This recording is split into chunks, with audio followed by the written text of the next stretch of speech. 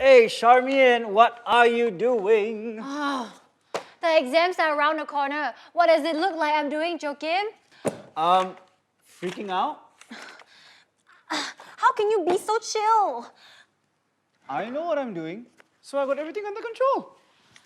For you maybe, but I'm way behind time. I have so much to revise and so little time. Okay, chill. Since you look so super stressed over exam revision, let me give you a few tips about scheduling your revision.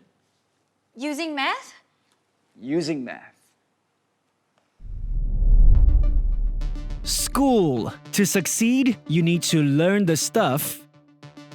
You need to master the stuff. Then you need to show you know the stuff.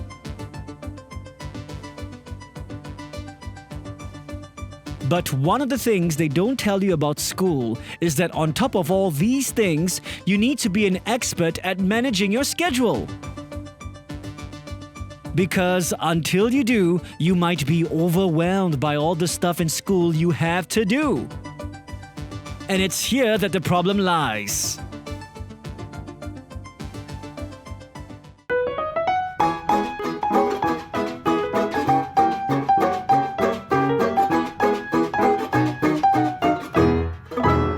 I usually fall back on my schedule 2 to 3 times per week.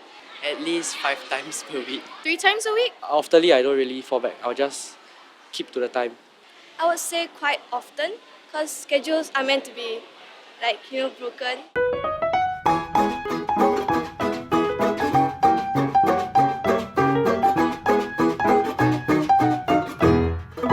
Usually, it takes quite some time. For the schedule that I fall back, I will do it during the weekends. I will try to fit in whatever I missed out the previous day inside the next day's schedule.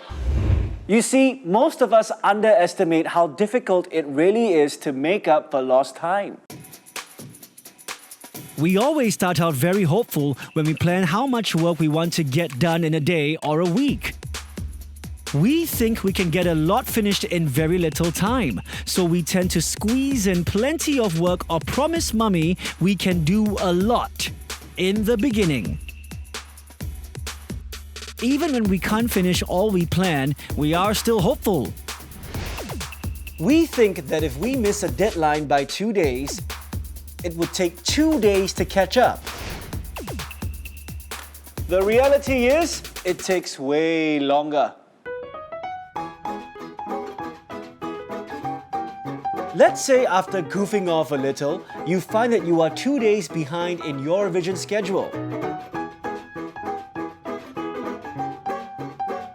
So you decide to work harder the next few days to make up for it. But how much harder?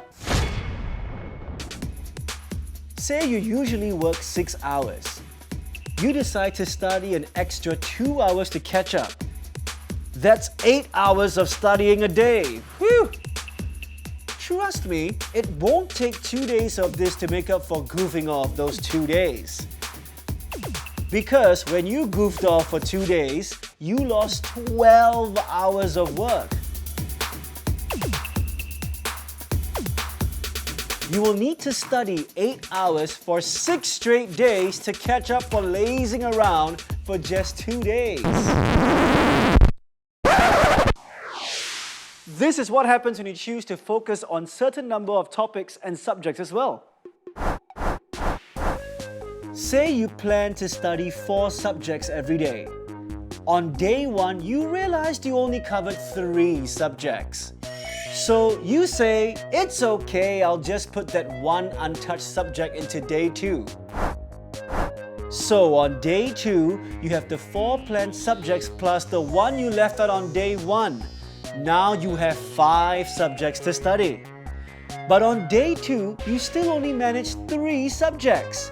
Now instead of just 1 subject, you have 2 uncovered subjects.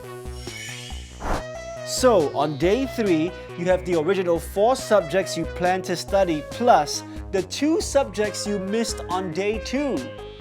And if again you only manage 3 subjects because that seems to be about as much as you can do, you would have 3 untouched subjects by day 3.